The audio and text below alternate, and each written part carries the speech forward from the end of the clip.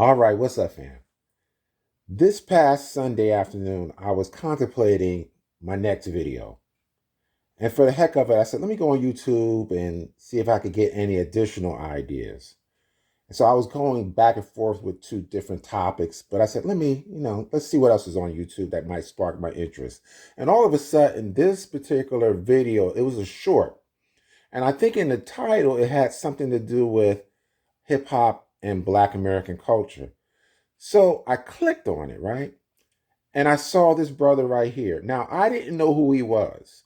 I had to do some research, and I found out that his name was Daylyt. He's a rapper. So I never seen him before, and I don't follow rap like that. So if you're not a well-known dude like Kendrick Lamar or Drake or anything those guys, I'm not gonna know you. So it piqued my interest, so I clicked on. And so let me play what he said, and we're gonna break this down. He's back, right? But just white boy, black boy. You feel me? Like Eminem, rival, he was trying to tell the world something, and they wasn't trying to hear it. Bro.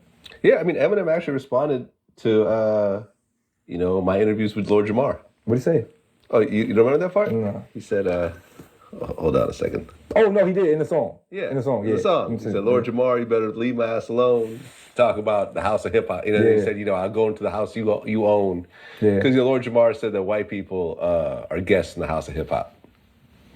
I'm gonna take that. I fuck with Lord Jamar is my G, but I don't believe that. I'm gonna change that. I'm gonna change this whole perspective. First of all, in the general, black people, we need to stop saying that hip hop is our culture, because it's not. Hip hop is not ours. Nothing about hip hop is ours. Absolutely nothing. I'm gonna tell you why it's not ours. For one, the clothes that we wear, we didn't create none of these motherfuckers. We didn't make jeans. We didn't make none of these shits. We didn't create none of this shit.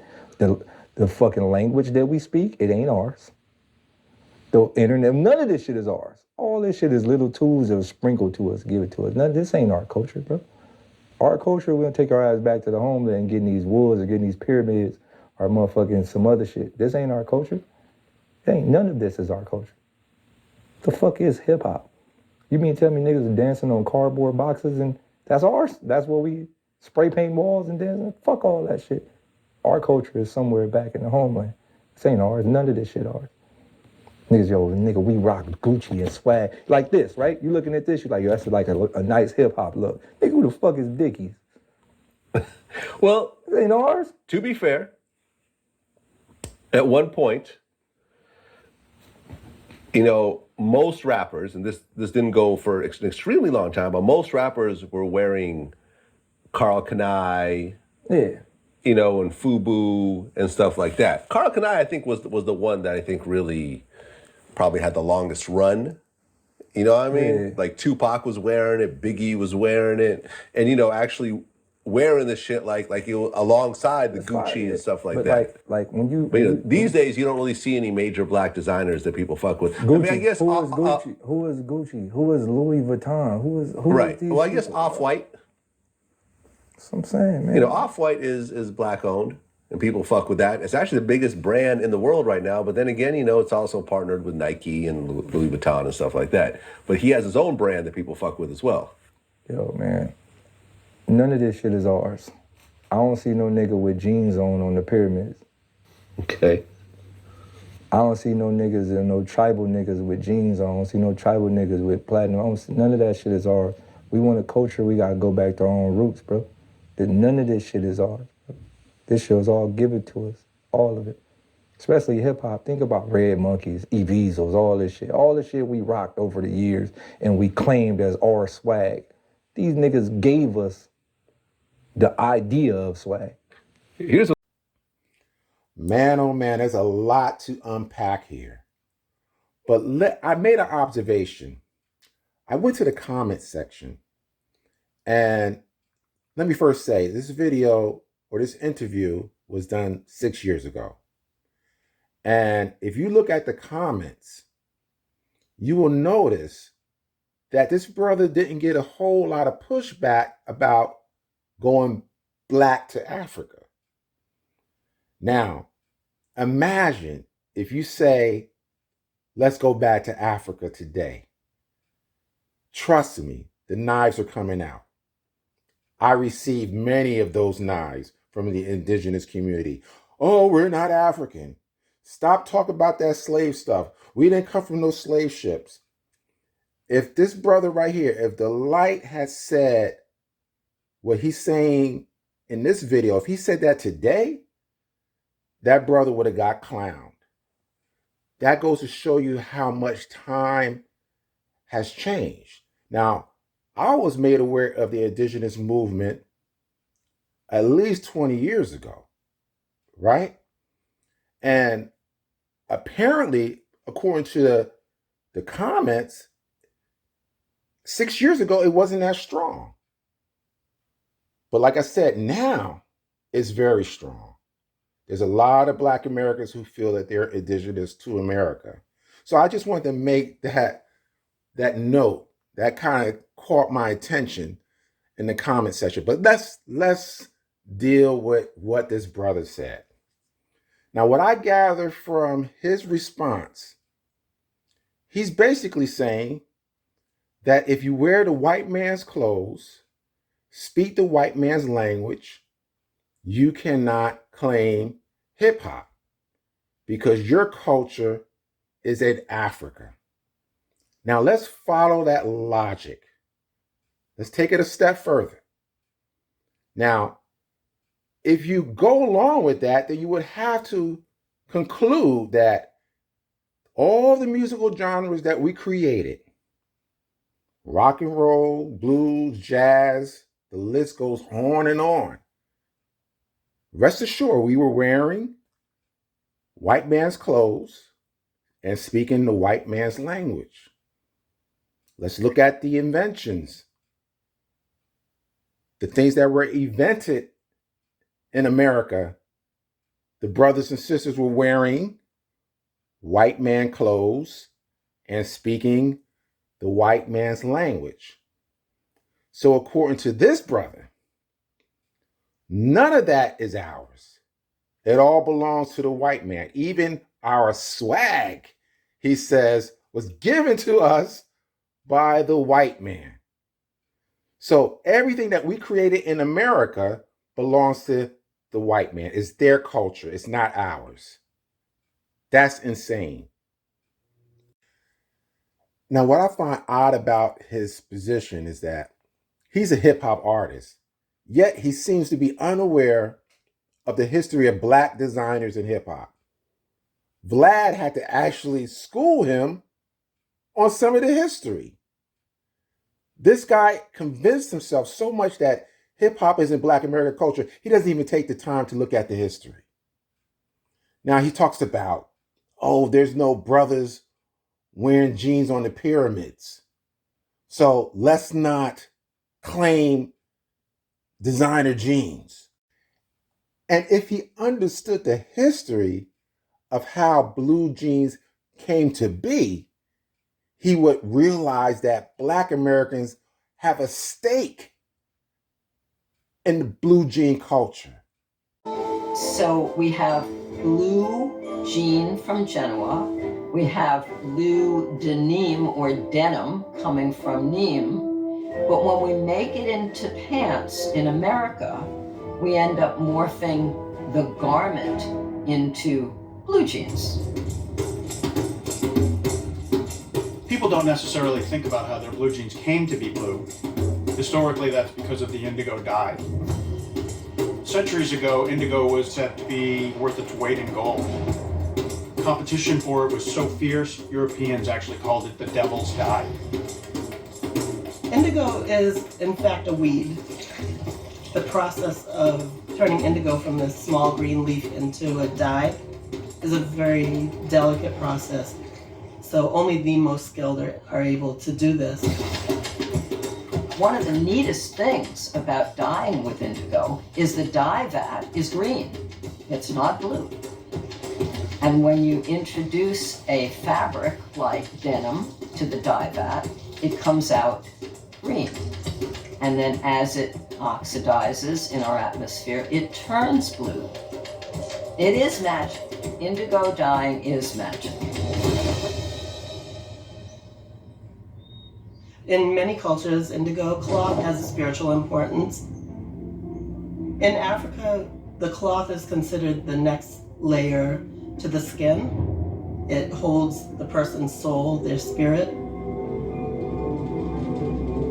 Africans have had a long history of working indigo and knew the special process involved in making the dye and in dyeing cloth. And of course, many African captives who became enslaved in the New World brought with them knowledge of how to extract the blue from the plant and how to fix the blue to fabrics. Indigo is one of the ways in which slaveholding became tied to the economic fortunes of the colonial experiment in the Americas. What is truly amazing is that there's so much of our history we have no idea about. How many of us knew that Africans in America played a role in the creation of jeans? Of course, the white man took it and put his name on it. But when you listen to Daylyt talk about, well, there's no brothers wearing jeans on the pyramids, he clearly is unaware of the history. I believe as Black Americans, we should always question things that we admire in America, always questioning whether or not did we play a role in creating it. Because as we know, many of our inventions were stolen. And there's so much that Black Americans have done to the development of this country that we're completely unaware of. So it's important to read, research, be inquisitive. Now, with regards to Daylyt's narrative, I looked in the comment section, right? And there's clearly a lot of people that agree with him, say that he's a free thinker, and they appreciate his views. I'm, on the other hand, don't agree with it at all. How does it benefit you to cast aside the achievements of your people here in America in order to discover some imaginary culture in Africa? It makes no sense to me. Because you don't get to pick and choose what culture in Africa you are from. I believe if you claim a culture, you should know for a fact it's your culture. Because let's face it, for many Black Americans, this is our home. America is our home. We've been here for hundreds of years. And we created a culture within America, independent of Africa. So we should be celebrating that.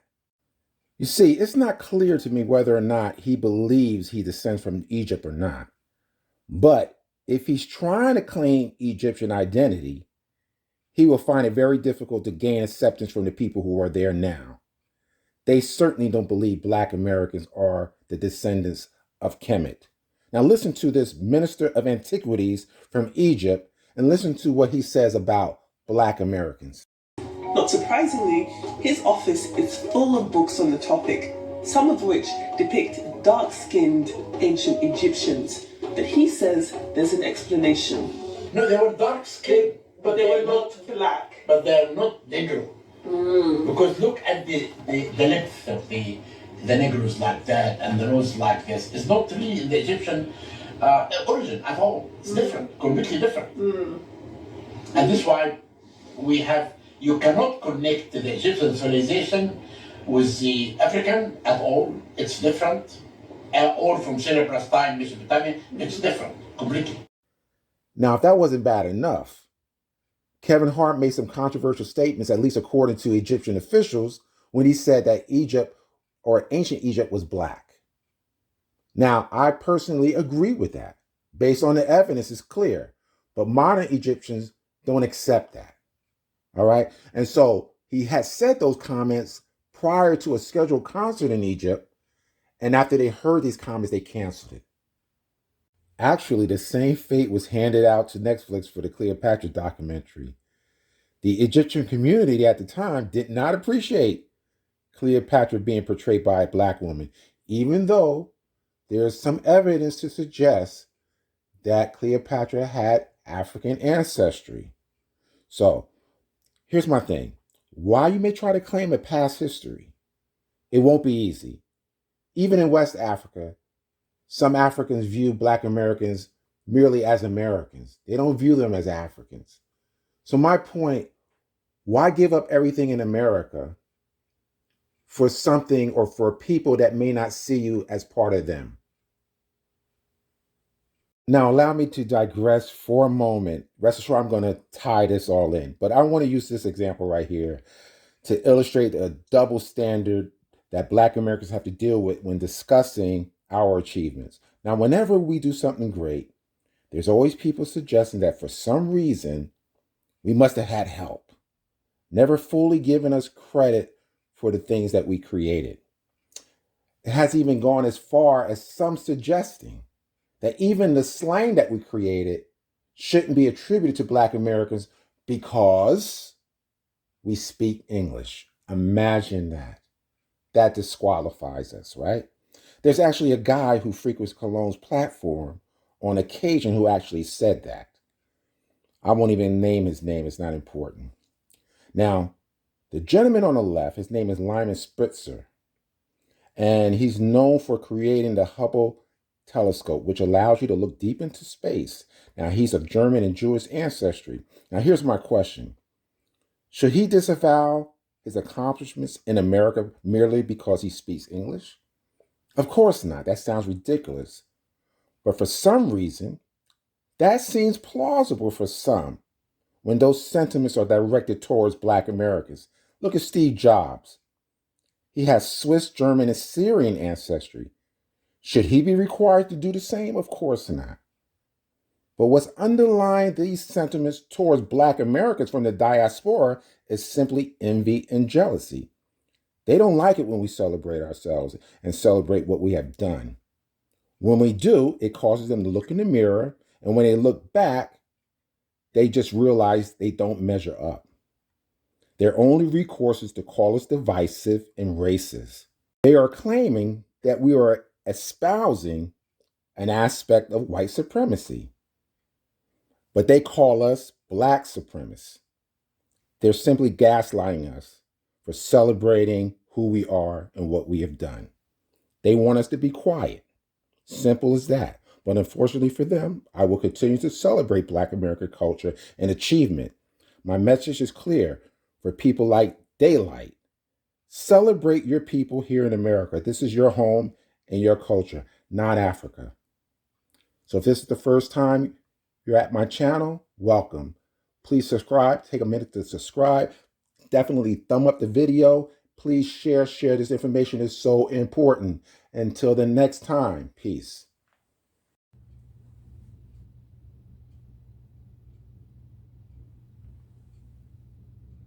Without this Black woman's genius, we wouldn't have Zoom, FaceTime, or even internet calls. Her name? Marian Croak, and her impact on technology is everywhere. Born in 1955, Marian Croak always had a passion for fixing things. She joined Bell Labs in the 1980s and started working on a revolutionary idea, how to send voice over the internet instead of phone lines. At AT&T, she led the development of Voice over Internet Protocol, the same technology that powers online calls today. She even created text-to-donate technology, which raised $43 million for Haiti relief in 2010. With over 200 patents, her innovations shaped how we communicate. In 2022, she became one of the first Black women inducted into the National Inventors Hall of Fame. Imagine life today without internet calls. So why isn't Marian Croak a household name? Drop a comment if you think more people should know her story. Follow for more untold Black history, because this journey is just beginning.